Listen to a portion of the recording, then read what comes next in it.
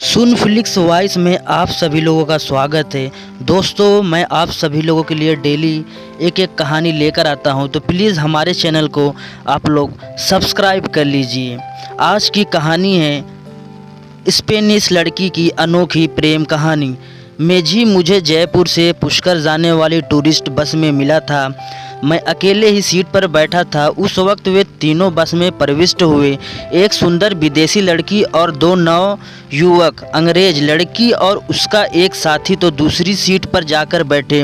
वह आकर मेरे बाजू वाली सीट पर बैठ गया। मैंने उसकी तरफ मुस्कुराकर देखा तो उसने भी ज़बरदस्ती मुस्कुराने की कोशिश करते हुए देखा। You are from? मैंने सवाल किया। स्पेन, उसने उत्तर दिया। मेरा नाम क्रिस्टियानो मेसी है। वो लड़की मेरे साथ स्पेन से आई है। उसका नाम ग्रेटा अजीवेला है और उसके साथ जो लड़का बैठा है वह अमेरिकी है, रोजर फिडर। लड़की उसके साथ स्पेन से आई थी और अब अमेरिकी के साथ बैठी थी। इस बात ने मुझे चौंका दिया।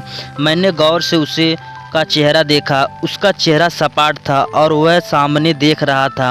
मैंने लड़की की तरफ नज़र डाली तो रोजर ने उसे बाहों में ले रखा था और वह उसके कंधे पर सिर रखे अपनी जीभ उसके कान पर फेर रही थी। विदेशी लोगों के लिए इस तरह की हरकतें सामान्य होती हैं। अब हम भारतीयों को भी इस तरह की हरकतों में कोई आकर्षण अनुभव नहीं होता है, बल्कि हमारे नवयुवक तो आजकल उनसे भी 4 कदम आगे हैं। रोजर और ग्रेटा आपस में हंसी मजाक कर रहे थे। मजाक करते करते हुए एक दूसरे को चूम लेते थे। उनकी ये हरकतें बस एक दूसरे मुसाफिरों के ध्यान का केंद्र बना रही थी, लेकिन मेसी को उनकी इन हरकतों की कोई परवाह नहीं थी। वह निरंतर उनकी तरफ से बेखबर सामने शून्य में घूमे जा रहा था। यह तो वह जानबूझकर उनकी तरफ नहीं देखा रहा था या फिर वह उन्हें उनकी हरकतों को देखना नहीं चाहता था। मेसी का चेहरा सपाट था मगर चेहरे पर एक अजीब तरह की उदासी थी। तुमने कहा ग्रेटा तुम्हारे साथ स्पेन से आई है? हाँ, हम दोनों एक साथ एक ऑफिस में काम करते हैं। हमने छुट्टियों में इंडिया की सैर करने की योजना बनाई थी और हम 4 साल से हर महीने इसके लिए पैसा बचाया करते थे। जब हमें महसूस हुआ काफ़ी पैसे जमा हो गए हैं तो हमने दफ्तर से 1 महीने की छुट्टी ली और इंडिया आ गए। उसकी इस बात ने मुझे और उलझन में डाल दिया था। दोनों स्पेन से साथ आए थे और इंडिया की सैर के लिए बरसों से एक साथ पैसा जमा कर रहे थे। इससे स्पष्ट प्रकट होता है कि उसके और ग्रेटो का क्या संबंध है। ग्रेटा उस वक्त रोजर के साथ थी जबकि उसे मेसी के साथ होना चाहिए था, मगर वह जिस तरह की हरकतें रोजर के साथ कर रही थी, इससे तो ऐसा प्रकट हो रहा था जैसे वे बरसों से एक दूसरे को जानते हैं, एक दूसरे को बेइंतहा प्यार करते हैं या फिर एक दूसरे से गहरा प्यार करने वाले पति पत्नी है। क्या ग्रेटा और रोजर एक दूसरे को पहले से जानते हैं?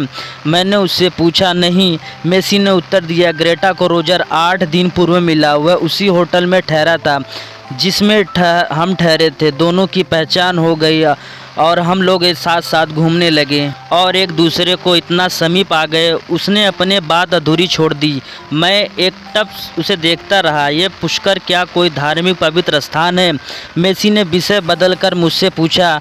पता नहीं, मुझे ज़्यादा जानकारी नहीं है। मैं मुंबई से हूँ। अमृतसर से आते हुए 2 दिन के लिए यहाँ रुक गया था। एक दिन जयपुर की सैर की, आज पुष्कर जा रहा हूँ।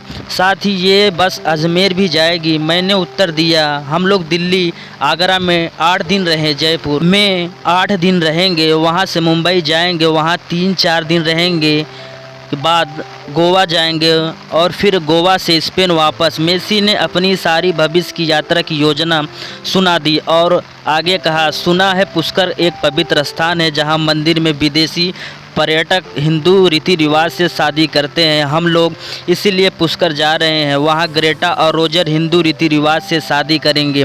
मेसी ने बताया। लेकिन शादी तो ग्रेटा को तुमसे करनी चाहिए थी। तुमने बताया कि तुमने यहाँ आने के लिए एक साथ 4 सालों तक पैसे जमा किए हैं और तुम दोनों एक साथ काम करते हो। यह सच है कि इस साल हम शादी करने वाले थे, मेसी ने ठंडी सांस भरकर बताया। इसलिए साथ साथ भारत की सैर की योजना बनाई थी। हम बरसों से पति पत्नी की तरह रह रहे हैं, मगर क्या? मैंने प्रभ भरी नज़रों से मेसी की ओर देखा। अब ग्रेटा को रोजर पसंद आ गया है। उसने एक ठंडी सांस ली। तो कोई बात नहीं, ग्रेटा की इच्छा मेरे लिए दुनिया में उसकी खुशी से बढ़कर कोई चीज़ नहीं है। मेसी की इस बात पर मैं उसकी आंखों में झांकने लगा। उसकी आंखों से एक पीड़ा झलक रही थी। मैंने उसे नीचे से ऊपर तक देखा। वह 28-30 साल का एक मजबूत कदकाठी वाला युवक था, लेकिन जिस तरह बातें कर रहा था और उसके चेहरे के जो भाव थे, आंखों में जो पीड़ा थी, मुझे तो वह कोई असफल भारतीय प्रेमी महसूस हो रहा था। उसकी प्रेमिका एक पराये पुरुष के साथ मस्ती कर रही थी, लेकिन वह फिर भी चुपचाप तमाशा देख रहा था। प्रेमिका के खुशी के लिए इस बारे में सोचते हुए मेरे होठों पर एक मुस्कुराहट रेंग गई। यह प्रेम की भावना है, जो भावना भारतीय प्रेमियों के दिल में होती है, वही भावना मॉडर्न कहलाने वाले यूरोपियों के दिल में भी होती है। दिल के रिश्ते हर जगह एक से होते हैं। सच्चा और गहरा प्यार हर इंसान को धरोहर है। उसे न तो सीमा में कैद किया जा सकता है और न देशों में बांटा जा सकता है। जब मेसी ये सारी बातें बता रहा था तो वह एक असफल प्रेमी तो लग रही थी। अपनी प्रेमिका से कितना प्यार करता है, उसकी बातों से स्पष्ट झलक रहा था। साथ ही उसके भावनाओं से एक सच्ची प्रेमी आशिकी का त्याग भी टपक रहा था। बस चल पड़ी। इसके बाद हमारे बीच कोई बात नहीं हो सकी, मगर वह कभी कभी अपनी स्पेनी भाषा में कुछ बड़बड़ाता था जो मेरी समझ में नहीं आता था। लेकिन जब मैंने एक बार उसकी आंखों में आंसू देखे तो मैंने चौंक पड़ा और मुझे इन आंसुओं का और उसके बड़बड़ाहट का मतलब भी अच्छी तरह समझ में आ गया। आंसू प्रेमिका की बेवफाई का गम उसकी आंखों में आ रहे थे और जो वह बड़बड़ा रहा था, मुझे विश्वास था उसकी अपनी बेवफा प्रेमी से शिकायत के शब्द होंगे। ग्रेटा और रोजर की मस्तियाँ कुछ ज़्यादा ही बढ़ गई थी। मैं तो पूरे ध्यान में उनकी मस्तियाँ देख रहा था। वह भी कभी कभी मुड़कर दोनों को देख लेता था, लेकिन जैसे ही वह ग्रेटा और रोजर को अपनी आपत्तिजनक स्थिति में पाता था, झटके से अपनी गर्दन दूसरी ओर कर लेता था। जबकि मैं उनकी आपत्तिजनक स्थिति से न सिर्फ पूरी तरह आनंदित हो रहा था, बल्कि पहले बदल कर उनकी हरकतों को भी देख रहा था। पुष्कर आने से पूर्व हमने एक दूसरे से थोड़ी बातचीत की, एक दूसरे के मोबाइल नंबर और ईमेल के लिए। इसके बाद वे तीनों पुष्कर में मुझसे ज़्यादा हो गए, क्योंकि पुष्कर में बस 2-3 घंटे रुकने वाली थी। पुष्कर में एक बड़ा सा स्टेडियम है जहां पर हर साल प्रसिद्ध पुष्कर मेला लगता है। इसमें ऊँटों की दौड़ भी होती है। वहां मैंने कई विदेशी जोड़ों को देखा जिनके माथे पर टीका लगा हुआ था और गले में फूलों का हार था। पुष्कर घूमने के लिए आने वाले विदेशी पर्यटक बड़े शौक से हिंदू परंपरा के अनुसार विवाह करते हैं। उनका वहाँ हिंदू परंपरा अनुसार विवाह कराया जाता है, फिर चाहे वह विवाहित हो या कुंवारे हो। वापस में भी वे हमारे साथ थे। मेसी मेरे बाजू में आ बैठा और ग्रेटा और रोजर अपनी सीट पर। तीनों के माथे पर बड़ा सा टीका लगा हुआ था और गले में गेंदे के फूलों का हार था, जो इस बात की गवाही दे रहा था कि रोजर और ग्रेटा ने वहां पर हिंदू परंपरा के अनुसार शादी कर ली है। वापसी में बस अजमेर रुकी। मेसी भी मेरे साथ आया। जब वह उस स्थान के बारे में पूछने लगा तो मैंने संक्षिप्त में ख्वाजा गरीब नवाज के बारे में बताया। लौट कर बोला, यहाँ बहुत लोग कर रहे थे कि कुछ इच्छा है तो मांग लो, शायद पूरी हो जाए। तुमने कुछ मांगा? मैंने मुस्कुरा कर पूछा। हाँ। उसका चेहरा गंभीर था। क्या हमने अपना प्यारा मांगा? प्यार कौन? ग्रेट एक शब्द ने उसने सारी कहानी कह दी थी और उसकी इस बात से यह साफ प्रकट हो रहा था कि वह ग्रेटा को कितना प्यार करता है। वही ग्रेटा जो कुछ दिन पूर्व तक उससे प्यार करती थी, इससे शादी भी करना चाहती थी, लेकिन यहाँ उसके रोजर मिल गया। रोजर उसे पसंद आ गया तो अब वह रोजर के साथ है। यह भी भूल गई है कि मेसी उसे कितना प्यार करता है। वह एक दूसरे को सालों से जानते हैं, सालों से एक दूसरे से प्यार करते हैं और शादी भी करने वाले थे, लेकिन पता नहीं उसे रोजर में ऐसा क्या दिखाई दिया या रोजर ने उस पर क्या जादू किया। अब वह रोजर के साथ है, रोजर से प्यार करती है, मेसी के प्यार को भूल गई है। यह भूल गई है कि वह मेसी के साथ भारत की सैर करने के लिए आई है। वह मेसी जिसे वह चाहती है और जो उसे दीवानगी की हद तक चाहता है। सुना है कि विदेशी में प्यार नाम की कोई चीज़ ही नहीं होती है। प्यार के नाम पे सिर्फ ज़रूरत पूरी की जाती है। ज़रूरत पूरी हो जाने के बाद सारे रिश्ते ख़त्म हो जाते हैं। शायद ग्रेटा भी मेसी से अभी तक अपनी ज़रूरत पूरी कर रही थी। जब उसका दिल की मेसी से भर गया तो वह अपनी ज़रूरत रोजर से पूरी कर रही है। लेकिन मेसी तो इस प्यार में दीवाना है।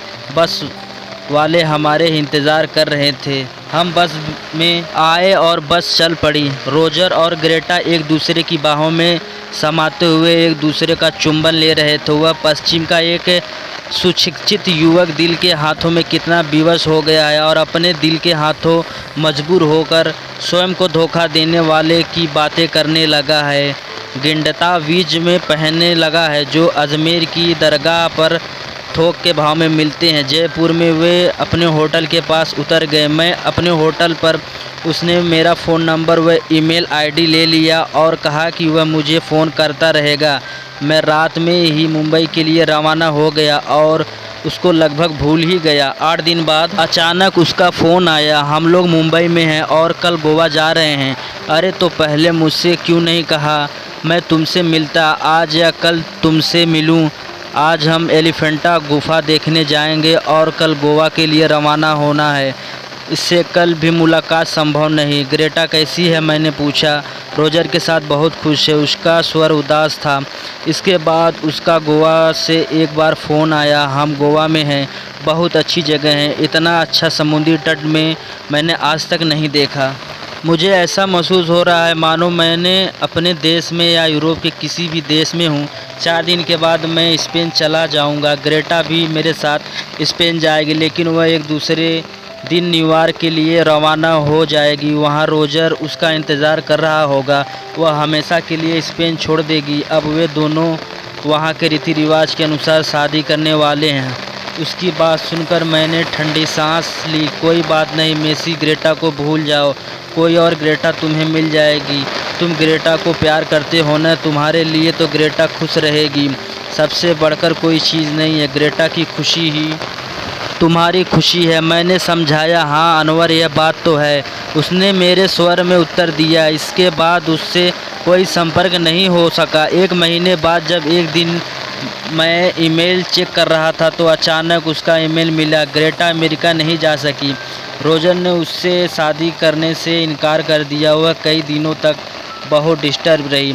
अब वह नॉर्मल हो रही है। हम लोग अगले माह शादी करने वाले हैं। अगर आ सकते हो तो हमारी शादी में शामिल होने ज़रूर आओ, मैं सारे प्रबंध कर दूंगा। उसका एक ईमेल पढ़कर मेरे होठों पर एक मुस्कुराहट रेंग गई और मैं उत्तर में उसे मुबारकबाद और शादी में शामिल न हो सकने का ईमेल टाइप करने लगा। धन्यवाद दोस्तों आप सभी लोगों का।